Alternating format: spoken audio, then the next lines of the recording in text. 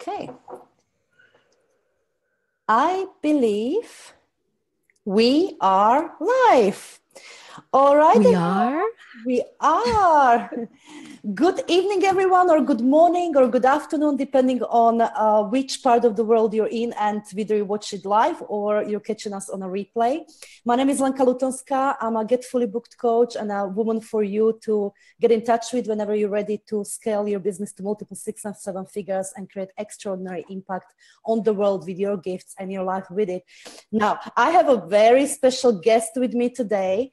And please, everyone, internet prayers, prayers to internet God, because we had a few technical difficulties. But I have with me Lovelda Vincenzi, who has got a thing or two to say for those of you ladies who want to get on a big stages and share your message with millions. Now, this is typically, I work with very many women coaches and women change makers, and this is typically guarantee one of the, big vision, as it's part of the big vision. I'm on a stage and I share my message with the millions. Is guarantee it's there, but how to actually make it happen? It's another whole thing, and that's why we've got Lovelda right here. Now, I think I should first introduce you, Lovelda. So first and foremost, warm welcome. Now I got... Hello, it's nice to be here. Good. Now, many of you don't need introduction at all, because Lovelda was emceeing my extraordinary live event in London in January, where, 100 of us spent together 3 extraordinary days, and Lovelda was the woman who kept the energy in the room absolutely ecstatic. She got us on her feet. There was lots of dancing. There was even all the staff, that were serving us with coffees and lunch and teas and cookies. They're like, I want to be there. What the hell is happening in that room? So that's Lovelda, extraordinary MC. But Lovelda, you're very passionate about getting women on a big stage, right? Why? Okay, so I guess it's because as an MC, I introduce a lot of speakers. And it frustrates me when I'm introducing speakers and I'm not introducing that many women, because unlike something like athletics, where you could argue that in athletics, men are built different from women, and therefore women aren't necessarily ever going to be able to run the same speed or achieve certain things. In the same way, when it comes to flexibility in that space, men and women are just physically built different. But when it comes to talking, you'd think it would be something we would be winning at. Right. And it's also an interest. There are some, let's say, industries that, we can assume women would have less interest, generally speaking, to go into. But speaking, like honestly, this is one of the top things I hear. You're right. And we're so good at it. We're talkers. We sit in groups and we're very good at communicating. That's how we connect. We talk in depth and we read emotions really well. You would think that we would be able to excel on stages. So when you it frustrates me that I'm not. Yeah. If you give intuitively split, where are we at, in terms of how many men you introduce and how many women? Oh, it is a good 80-20, predominantly men. Yeah. And that's if I exclude the predominantly female events, because then you find the organizers go more out of their way to make sure that there are more female speakers. But when you just say a standard kind of crowd, 80% men, easily. Right. So why is that then? So it's interesting because I've kind of been on both sides of the fence as a speaker, as a moderator, as an event organizer. And I think the thing is that women shy away from the business of speaking. And so what do I mean by that? In the same way that you create a product and you go out and you market it and you sell it and you talk to people, when it comes to speaking, most women I speak to are saying, oh yeah, I find it because, I get recommendations. I'm like, what's your lead funnel? How do you reach out to people?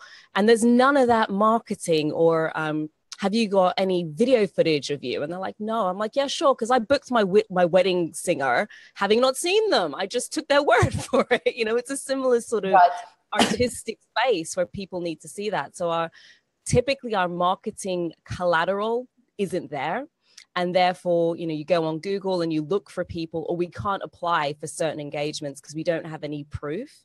Mm-hmm. And then secondary to that, we kind of talk ourselves out of sales. A lot of women have ridiculous blocks when it comes to selling. Tell me. And getting on stage is no different. You got to sell yourself into the gig.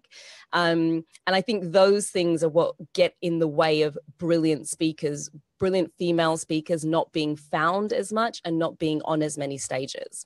Wow, as you're speaking, you're literally echoing what I know about coaching industry. Yeah, I know that, there are so many women who have gift and calling to serve, make a difference, have a message. But when it comes to sales and marketing and visibility and, structure, it's a whole another thing. So I fully agree with that. So what's a girl got to do? But perhaps then, before we go into it, what then, before we go into it, Lovelda, can you share with us, where does actually speaking on a big stage fall into in terms of the running successful coaching business or similar business that makes a difference out there, that impacts many? That is a great question. And I had a very similar conversation with somebody who was a consultant actually earlier on today, because there are various different structures when it comes to a speaking business. Right. You have pure speaking businesses. And even in that, guys, you get people who are keynote speakers versus moderation, emceeing, facilitation. And then you have people to whom might use speaking as an avenue for marketing their business. Right. So if you think of it as a marketing channel, so if you're comfortable being on a stage, rather than doing one-to-one conversations, you build that dynamic in a group setting, and then you deliver a talk, demonstrate your expertise, and sell people into something, whether that is getting them onto a mailing list or another product or service. But it's effectively building your visibility and getting it so that people are coming to you. And if you can demonstrate that on a stage, then you've got 100 people in an hour who now have a good understanding of what you do. You've built a connection and a rapport with them, and you can do that really successfully in a group setting. But it's that choice as to whether speaking is an avenue for marketing your business or whether you want to do PR or other mechanisms. Personally, I'm a little bit biased, and I think speaking is a brilliant avenue to do that, because people get a sense of who you are and how you operate and what your personality is like. And in something like coaching, that's really key, because you're going to be the coach and they need to have that rapport with you. Yes, I hear you. So it's a funnel essentially, right? It's a top funnel to spread your message out there. It's more likely model than the full-on speaking model, as in unpaid. Yeah. Right? Okay. So some of the gigs, if you're using it as marketing, then it's not necessarily. So my first question to people when they say, oh no, do I need to get speaking gigs, or how much do I charge for a speaking engagement? My first question is always, why are you doing it? Because you'll be flexible on the price depending on the reason. Right. So if somebody's got your absolute target audience, they're going to give you brilliant video footage, they're marketing you something chronic, there's like 2,000 people in the room. Does it matter if they pay you a huge amount to do that, or are you just grateful to be on, especially if one of your idols is on the stage as well? You kind of go, I just want to be on that stage. Yeah, in fact, and correct me if I'm wrong, people pay to be on those kind of stages as well, right? Sometimes some people do run models where people will pay to get on that stage because they're interested in sharing a stage with somebody else that they can then be associated with, a Les Brown or a Gary Vaynerchuk or somebody similar, an idol in your field, where you end up with reputation by association. Yeah. All right. So how to then fix that? So somebody wants to speak on stages, and presumably I'm going to make assumptions that the majority of women who are listening to us right now will think of it then, this is my brilliant marketing, and share the message with a million. Yeah. So what's a girl got to do? How to go about it? Well, you've got to start looking for those engagements. So I'm basically going to take a 5-day challenge and condense it into a very condensed version. Oh, good. Step 1. Okay. Step 1 is to understand what key terms to look for. And so it's keyword research, but done in reverse. So you're looking for what do you speak about, and therefore who would run those sort of events. So I'll take an example. I'm a leadership coach. And so therefore I'm looking for women in leadership events, a leadership summit. And so you might do keyword searches based on those things. So results that people would get, or the audiences that you want. So you start by building a list of terms to search for. Then you start looking, places to look. You've got Eventbrite, you've got Meetup, general Google. Twitter is also a great one. Basically all of the social media sites. You just start really engaging and actively going out to look for these engagements. Then, funnily enough, you contact people. And it is a numbers game to a certain extent. They're not all just going to stumble across you. You know, there's a tipping point where your reputation is built so much, you've been on so many stages, you're so well networked that more and more people start to find you. But to get to that point, you kind of have to get on a lot of stages, which means you have to ask a lot.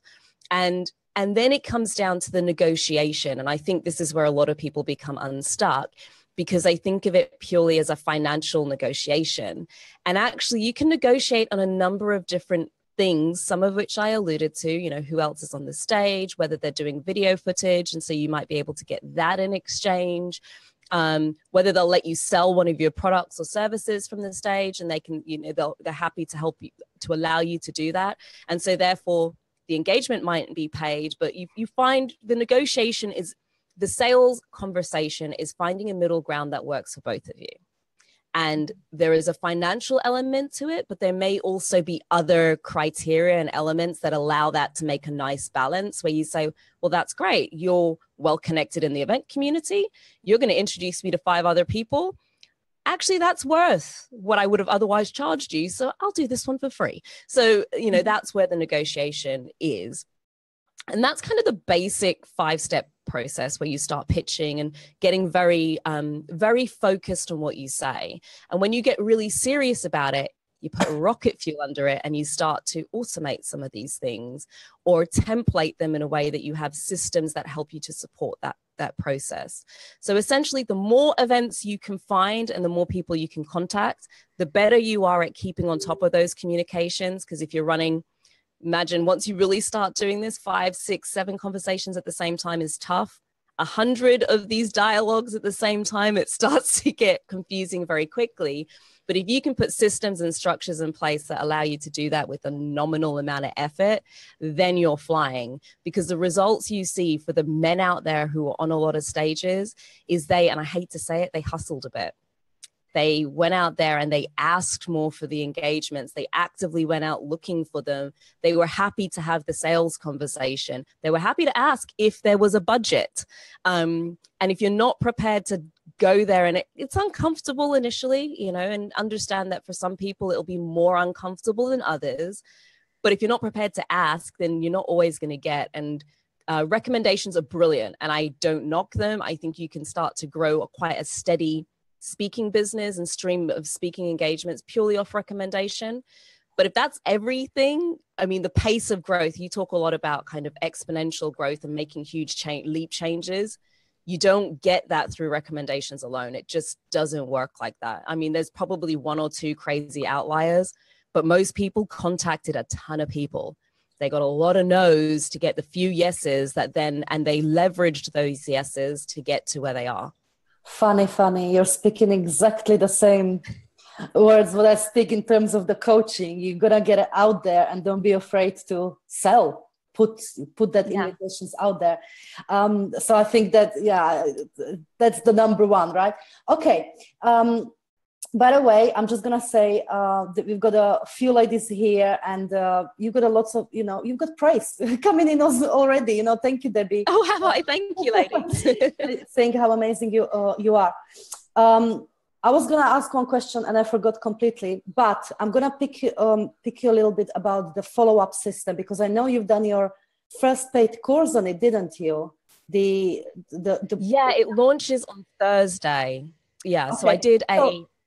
Tell us just a little bit about this, because I can see how, even in sales, we do typical tracking, etc. what's different with this, and why is it important, in a speaking business, or to get on that stage? It's not any different. There is some things that are just true for sales. I mean, I come from a sales background. I worked in a sales team. I've never worked in a sales team that didn't have some way of tracking who you were talking to and when and how far those conversations got. And you had to knock on a lot of doors. And you get really good at doing it when you systemize it. So the reason you put structure around sales is because what you'll find is people will reject you for the same reason. They have the same pushbacks. And once you can work out, if you see them enough times, you can start to say, okay, that's the answer to that. And I think often what happens is people are scared of selling, so they want to give it to somebody else straight away. And I can tell you from the reverse perspective, because I've had coaches and people approach me and say, can you sell my stuff? And my first question is, who are you selling to and where do you store it? And how do you answer these questions? What are the typical sort of rebuttals that you get? And if you have no idea of that, it's really difficult to give it to somebody else. So in terms of starting to really refine what it is that works, if it helps you to see this as research rather than like it's a sales conversation, what you're doing is you're targeting that research to say, well, I asked lots of people and they keep coming back to me and saying X. Well, firstly, am I talking to the right people, or would I prefer to be talking to a slightly different group of people? And once you can get that messaging really clear, then actually you get to the point that, if I contact 100 people and I talk to them in this way and I put them through this sales funnel with these conversations, they can, 10% of them will convert. Because if it's this event and this event and this type of event, and they always ask for this type of collateral. So for these type of people, they always want me to send them a show reel, or they always want a video, or they always want to get on a phone call. So you know what that process is. And you start to get to know how far out you need to ask. So for emceeing, it's 6 to 9 months out. There are very few events a few weeks out that don't have an MC already sorted. Right. The larger events, it's further out. The bigger paid gigs, you're not going to get, for the most part, people who are paying a lot of money for speakers have booked those speakers sometimes as far as 12 months out. Yeah, I can see. Yeah. Wow. Okay. Now you mentioned the show reel, and of course, even if as an organizer of a bigger event, I want to see a show reel. Many people or many women don't have that. They might have a brilliant speaking skills. They don't have a show reel. How to get around that? So I think the truth is to get video as quickly as possible. So anybody out there who's saying, I want to be speaking, my first thing is get a friend to come along as a buddy, get them a free ticket, say, I'm speaking, I want a free ticket, bring a friend along and just have them sit with like an iPhone or something and take some video footage. Because what happens, I'll say it from the other side, as an event organizers aren't just looking for your talent as a speaker. Okay, just to be fair. They're not just looking at the talent of the speaker. They are curating an event. So in their mind's eye, they have a feel of the kind of energy they want in the event. And they're looking for speakers with different skills, but that can also bring different types of energy. And you telling me you're great at speaking on a topic gives me no indication of your speaking style. And whether that style is going to be a fit. So you could be brilliant at your topic and you're just not the right fit for this event. Okay. So, because I've had a few women who are like, oh, you're just making barriers. It's not barriers. An event organizer is curating in the same way as, a bride is looking, they have a feel, and a musician saying to a bride, like, this is going to be, I'm brilliant. I could be great for your wedding. A bride ain't going to book you. They just don't be, I was a bride myself. And I can tell you, I had musicians come to me with no footage of them on stage. And I'm like, I need to hear you and see you for myself so I can get a sense of whether or not I can connect with you doing what you do. And so if you don't have any footage, then your first few engagements, they're taking a punt. Understand that they are taking a chance on you, and your testimonials become really, really important, that you've got written testimonials or video testimonials where somebody else is vouching for you, that other people will say, well, I can't see them, but all of these people seem to have gotten great results. So you kind of have to leverage some of that stuff a little bit. And if you don't have any of that, it's either going to be via recommendation or you'll have to start with some of the free stuff. So people do get booked, or you're doing something that's really niche. So there are very few people who speak on what you're speaking on that event organizers are prepared to take a punt on you because they don't have much choice. But if you're doing a really big like topic, visibility, leadership, marketing, you know, social media, topics where there are hundreds and thousands of speakers out there that could do it, that is what you're up against, and they can't see you. So it's easier for them to look at somebody else that they can at least ascertain for themselves whether or not they're the right fit. But yeah, it irks me. The lack of video footage irks me. Got to be done. So essentially also what you're saying, if you don't wait to get on stages, you know, the bigger stages, organize your own events. I mean, I'm always under impression, or that's my philosophy, don't wait, make shit happen. So if you don't have a footage or experience on the stages, organize your own event, and it doesn't have to be big event, right? Even of few people. No, it doesn't. Yeah, it doesn't have to be a big event. What people are interested is seeing you in front of an audience, whether it's a big audience or a small audience. Things like Facebook Lives and that sort of stuff, it's nice, but it's a different thing to a live event because I'm speaking to a camera. There aren't people in front of me. I can't take any reactions. And so there are some people who are brilliant in front of video and in this kind of dynamic, and then you put them in a crowd of people and the dynamic's slightly different and they react slightly differently. So it's got to be, if you're looking to pitch for something in front of a crowd of people, you want to collect footage in front of a crowd of people. And people overthink this. Most of the time in a show reel, you are looking at like 5-second snippets. Like it's not a big deal. It's not a big deal. You can build a show reel. I have seen people craftily build show reels of video footage from one event, because what they do with that show reel is they pick out a few key bits of their talk that tell a story and link those together. So they're not you don't necessarily see them on a lot of stages, but they've got one decent bit of footage and that's a starting point. But yeah, you need it. If you're serious about being on stages and using it and getting on larger stages and really being influential in front of those big crowds, you absolutely need to have footage. Mm-hmm. All right, possibly the last question. What qualities do women need to exercise if they are serious about it and get on that big stage and influence millions? The biggest one is to think of it like a business. So I contact 200 event organizers minimum a month, and I consider that small. Wow. And I consider that a small level of contact. I want to get to the point that I'm contacting more like 500 to 1,000, and then there'll become a tipping point where I don't need to do it anymore because people will just know me and they'll be like, I want to book you.